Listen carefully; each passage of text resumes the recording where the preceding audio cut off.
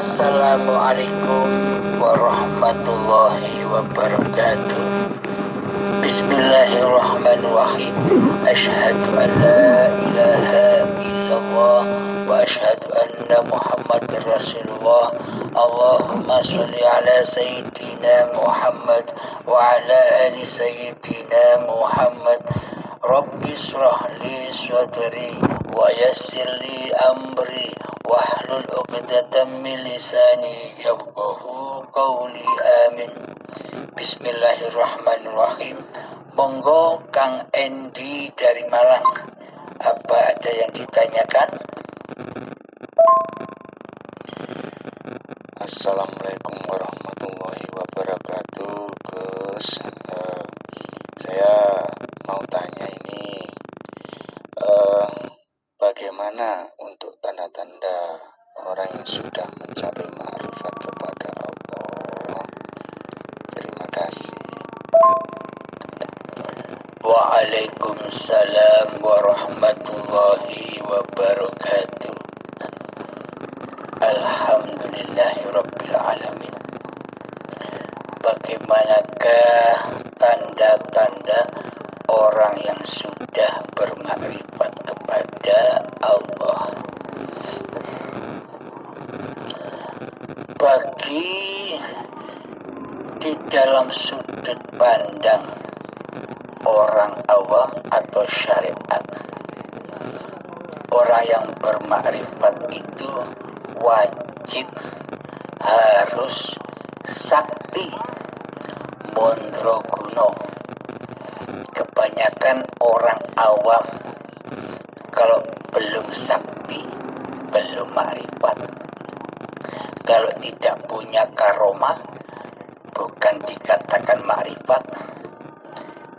Itu pandangan di sudut syariat, di sudut orang awam, di sudut ahli hijab.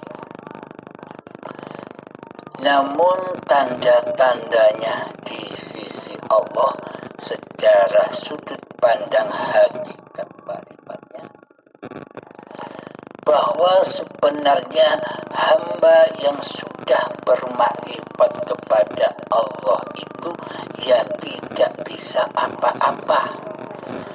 Jangankan bisa apa-apa, jangankan bisa sakti, wong dirinya sendiri sudah tidak ada.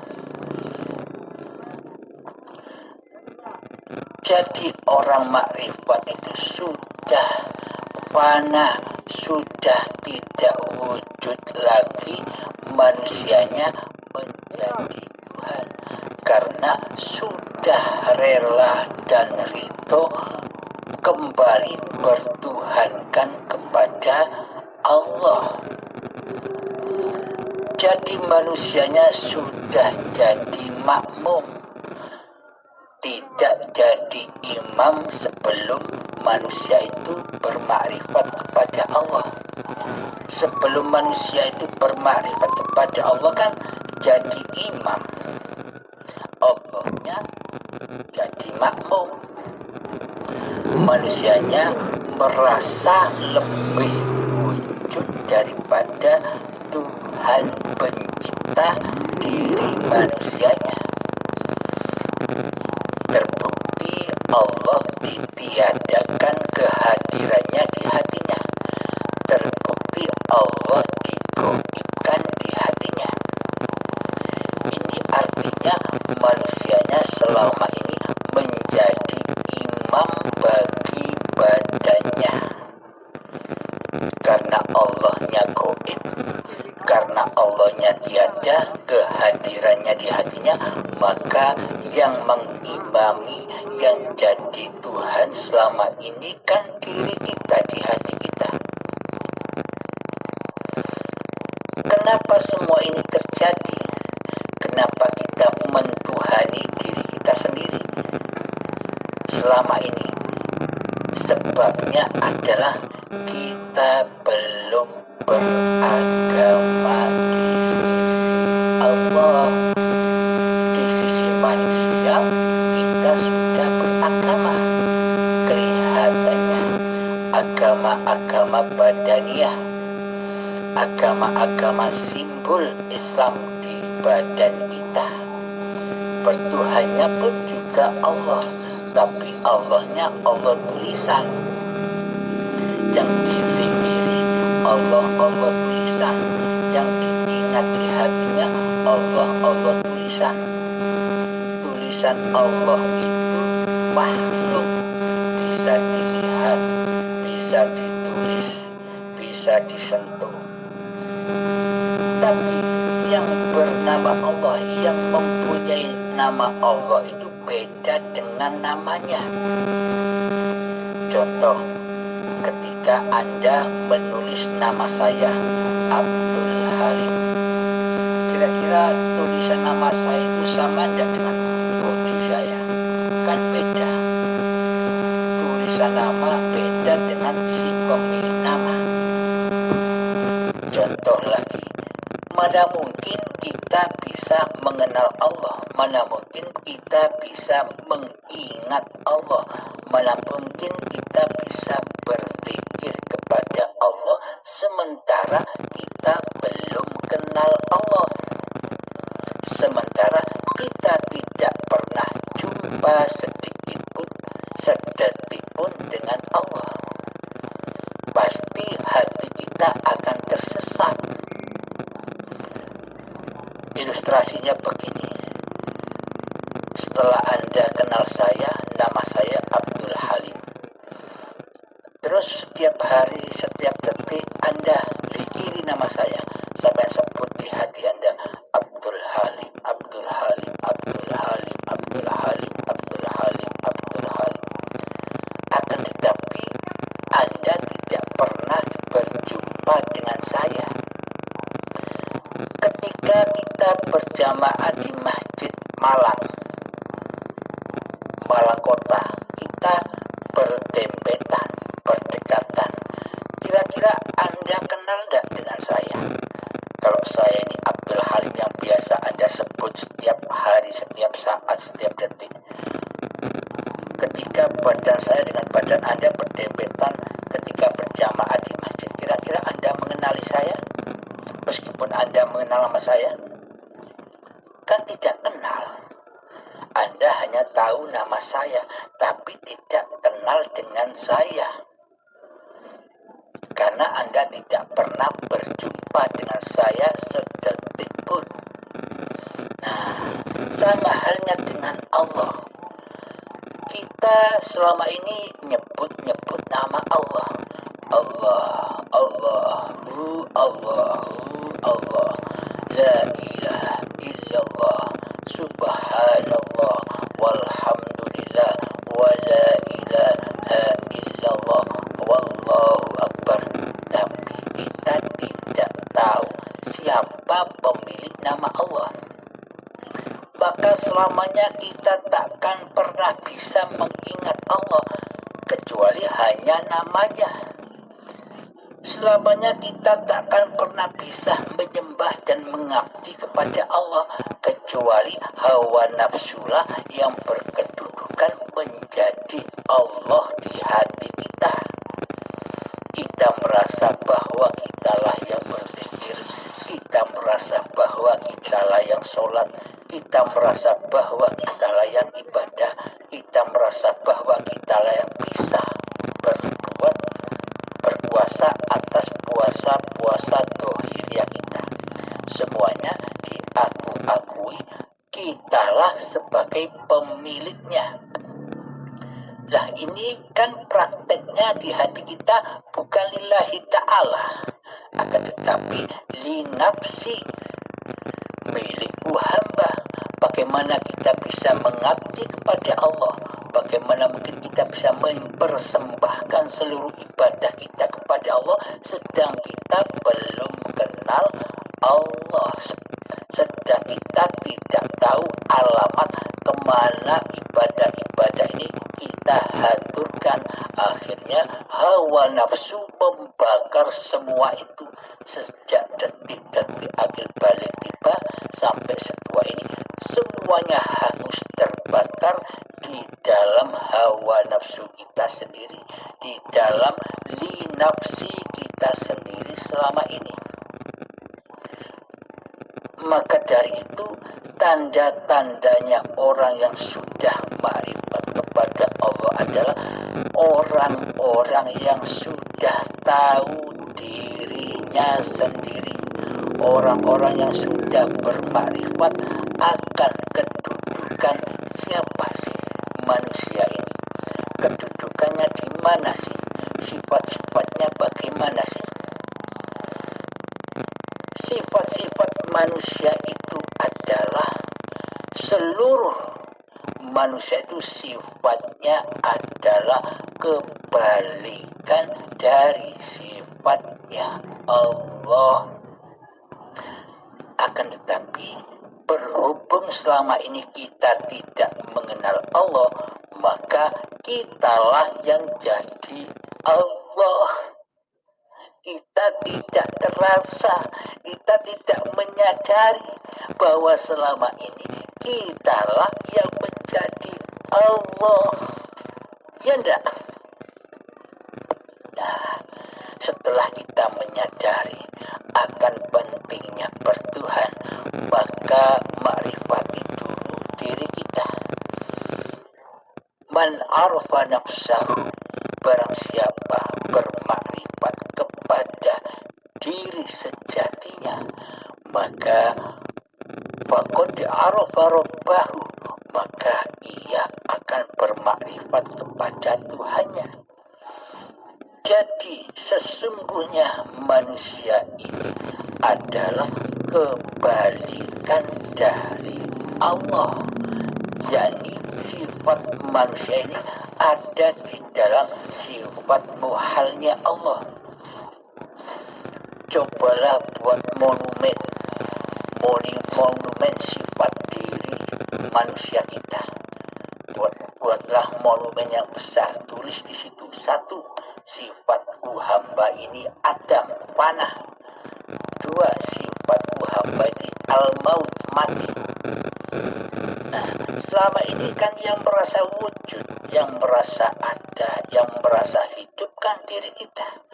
Itulah maknanya selama ini yang jadi Allah, yang merasa jadi Allah, yang merasa jadi Tuhan, yang merasa jadi Gusti adalah diri kita sendiri selama ini. Akan tetapi kita tidak menyadarinya. Ketika kita sudah sadar, maka persembahkan lagi amanah-amanah yang diembankan oleh Allah kepada kita, yakni amanah Allah kepada kita itu apa? Alastu birabbikum, apakah aku ini Tuhanmu, kata Allah. Qalu bala syahidna, iya engkaulah Tuhanku ya Allah, dan kami selalu menyaksikanmu dimanapun kami berada. Tugas kita di dunia ini hanya satu, yakni hanya menyaksikan Allah. Wa ma khalaqtul jinna wal insa illa liya'budun, tidak kujadikan jin dan manusia kecuali hanya untuk mengabdi kepadaku.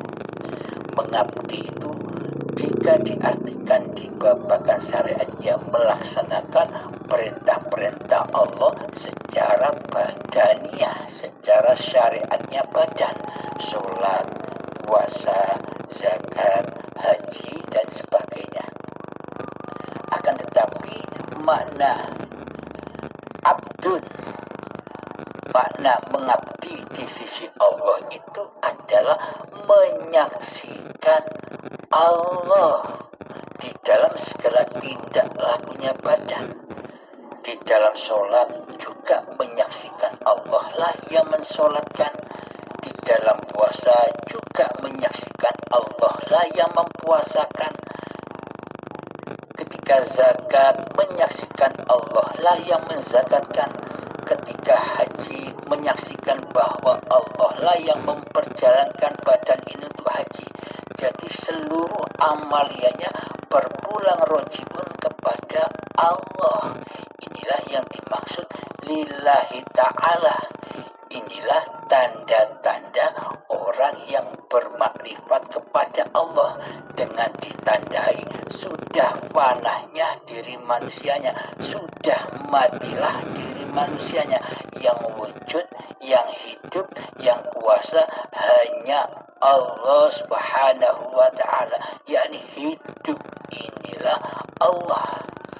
Bismillahirrahmanirrahim.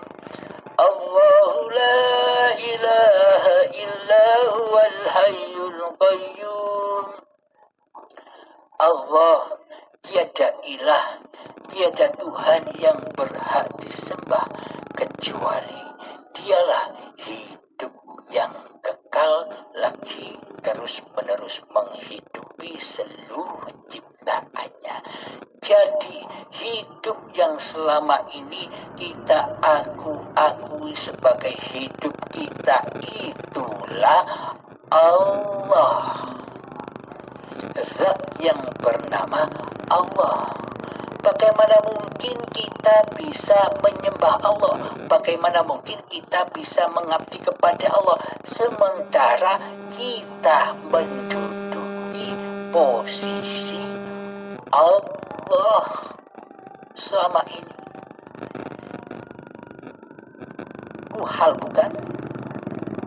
Maka jadilah abdul, jangan jadi Allah. Jadilah makmum, jangan jadi imam. Selama ini kan yang menjadi imam kita, sedang Allah kita jadikan makmum. Seolah-olah kita di depan, Allah di belakang. Itu kan pemahaman dan akidah yang salah. Allah yang wujud digoibkan, malah yang goib manusianya diwujudkan di hati kita. Jika memang kita benar-benar mengakui bahwa kita ini beragama Islam, mestinya kita wajib mempelajari bagaimana hakikat Islam itu sebenarnya, yakni belajar tauhid, belajar mengesahkan Allah. Jika kita tidak belajar ilmu tauhid, maka bukan Islam namanya di sisi Allah loh ya, bukan di sisi manusia. Kalau di sisi manusia pasti Islam, karena sudah bisa bersyahadat secara mulut, secara lesan, menyaksikan secara lesan, bukan secara hati. Karena menurut Allah, di sisi Allah itu hanya memandang hati. Hati kita ini ingkar, kufur iman kepada Allah.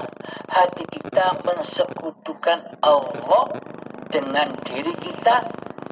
Apakah Allahnya yang nyata dan diri kita yang gaib? Selama ini kan yang wujud diri kita, di hati kita. Maka tanda-tandanya orang yang bermakrifat itu adalah dengan cara begini, yang simpel begini.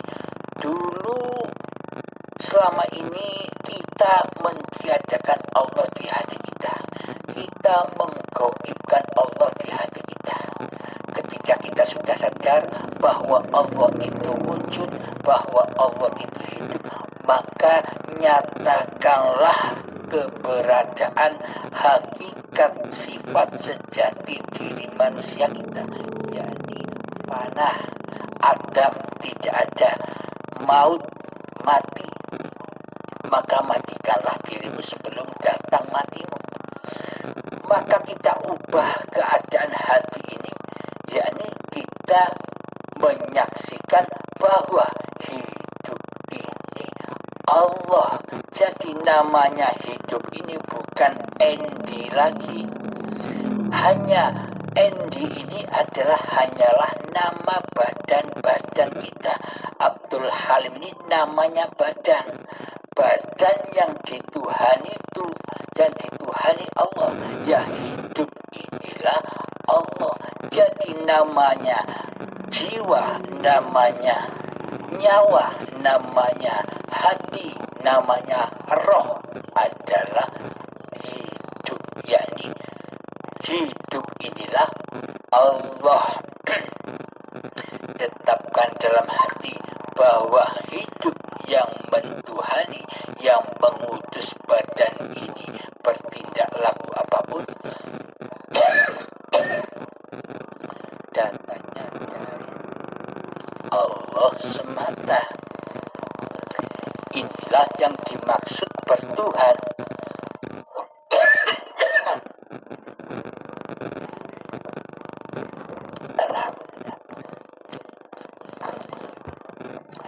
Jika kita dikatakan bertuhan selama ini, logikanya begini. Apakah kita dikatakan bertuhan bila yang jadi Tuhan yang berkuasa selama ini adalah diri kita sendiri di hati kita, sedang Allah kita gaibkan? Apakah begitu yang dikatakan bertuhan? Jika kita bertuhankan Allah, mestinya Allah yang lebih wujud di hati kita ketimbang diri kita. Inilah yang dimaksud bertuhan. Jadi apapun yang tergerak oleh badan kita, kita saksikan Allah lah yang menggerakkan. Allah lah yang menghidupkan badan ini. Allah lah yang mengutus badan ini. Jadi kita sudah sadar bahwa endi badan endi ini dituhani, dihidupi oleh Allah. Jadi sesuai dengan dalil seluruh manusia bahwa aku hidup dihidupi oleh Allah, oleh Tuhan. Karena manusia tidak punya sifat hidup. Mana mungkin manusia bisa hidup? Jika manusia punya hidup sendiri, buat apa Allah menghidupi manusia?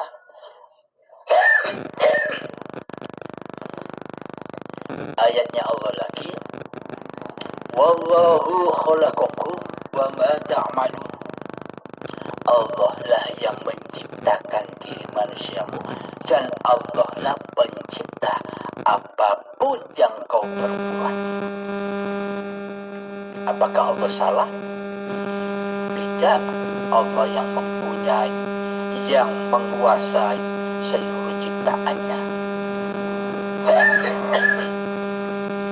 Adanya baik dan buruk, adanya taat dan maksiat itu kan di sisi manusianya. Di sisi Allah sudah tak berlaku lagi ketaatan dan kemaksiatan, baik dan buruk sudah tak berlaku lagi di sisi Allah. Di sisi Allah hanya ada hukum jais. Jais itu bebas, terserah Allah mau dijadikan gini, mau dijadikan begitu, semua terserah Allah. Tinggal manusianya bertuhankan Allah atau bertuhankan hawa nafsunya. Jadi kembali lagi kepada pertanyaan, bagaimanakah ciri-ciri orang bermakrifat itu? Ciri-ciri orang bermakrifat itu adalah bila di hatinya sudah tidak jadi Tuhan lagi, nama hatinya, nama hidupnya, nama jiwanya, nama nyawonya di hati ini sudah bukan endi lagi, yakni Allah. Tetapkanlah, pendamlah permata Anda yang sudah hilang sekian lamanya. Sejak dari bayi, permata ini hilang. Nah, sekarang sudah Anda temukan bahwa yang menghidupi badan Endi ini bukan Endi, tapi hidup inilah Allah. Itulah tanda hamba yang sudah bertuhankan Allah, hamba yang sudah bermakrifat kepada Allah. Begitu sahabat, semoga bisa dipahami. Kira-kira masih ada pertanyaan lagi? Terima kasih. Pertanyaan yang kedua, Gus, derajat wali-wali Allah itu apakah hanya untuk orang-orang pilihan Allah saja, Allah yang menunjuk orang itu atau hamba itu menjadi walinya. Ataukah semua orang bisa menjadi wali Allah ketika orang itu bermujahadah atau berusaha untuk menjadi walinya tanpa ditunjuk Allah gitu. Gimana itu Gus? Alhamdulillahirabbil alamin. Saya ada grup yang namanya Wali Allah, WWA, grup WA. Tujuannya kami memberitahukan kepada seluruh manusia bahwa sesungguhnya seluruh manusia itu adalah wali-walinya Allah, khalifah Allah, utusan-utusan Allah, ciptaan Allah. Bila manusia mau menyadari itu. Akan tetapi tidak semua manusia bisa menyadari itu. Hanya sangat amatlah langka manusia yang menyadari atas kewaliannya. Hanya manusia-manusia yang dikehendaki oleh Allah lah yang menjadi pilihannya. Kenapa saya berkata bahwa seluruh manusia itu adalah wali-walinya Allah, khalifah Allah, wakil-wakil Allah, utusan-utusan Allah? Karena sesungguhnya manusia itu ciptaan Allah dan dihidupi oleh Al-Waliyu, yakni ya Allah sendiri yang menghidupi. Sesungguhnya rahasia manusia itu adalah Al-Wali, ya Allah sendiri, rahasianya manusia. Al-insanu sirri wa ana sirruhu, kata Allah. Manusia itu adalah rahasia dan akulah rahasia manusia. Maksudnya Allah lah Al-Wali, itulah yang menghidupi seluruh manusia.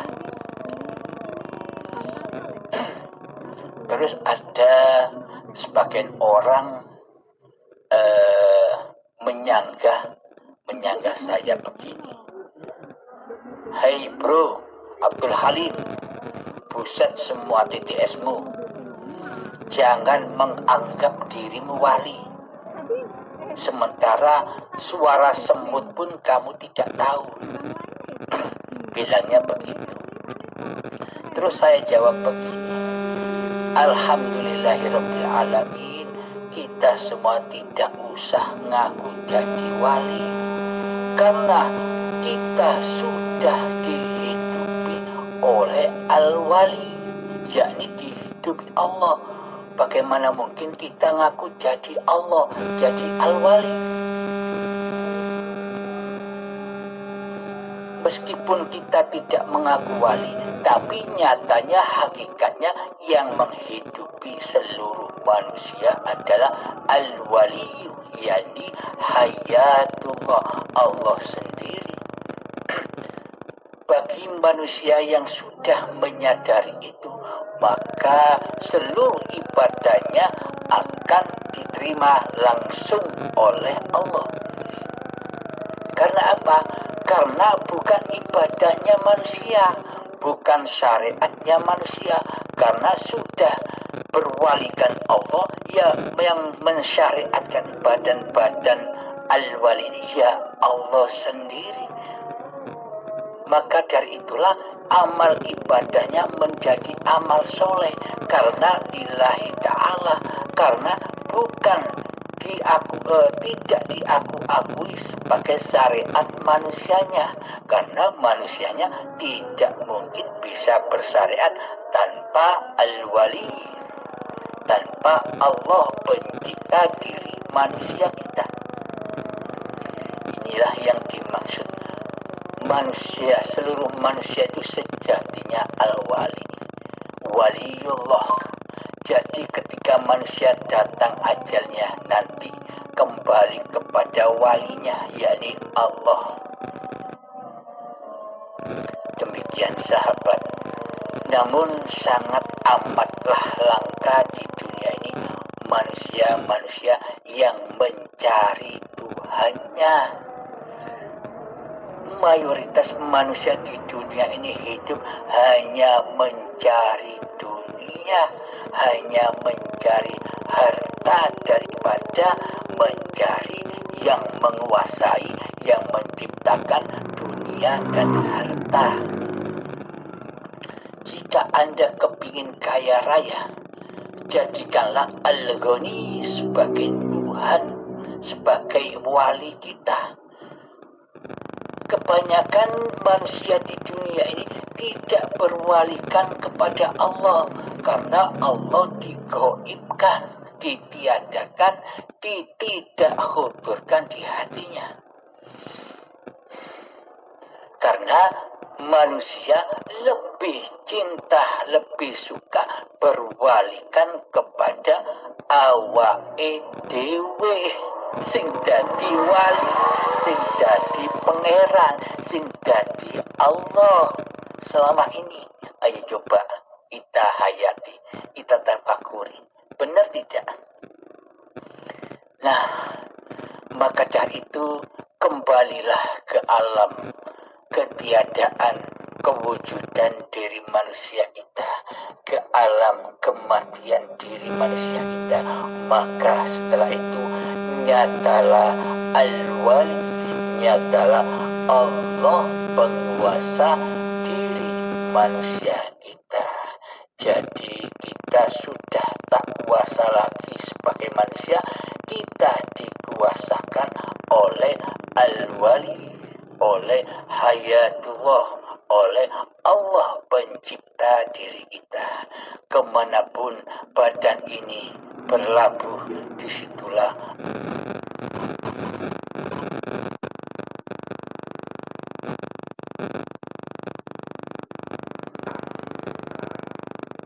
Assalamualaikum warahmatullahi wabarakatuh. Bismillahirrahmanirrahim. Ashhadu an la ilaha illallah wa ashhadu anna Muhammadur Rasulullah. Allahumma salli ala Sayyidina Muhammad wa ala ali Sayyidina Muhammad. Rabbi shrah li sadri wa yassir li amri wahlul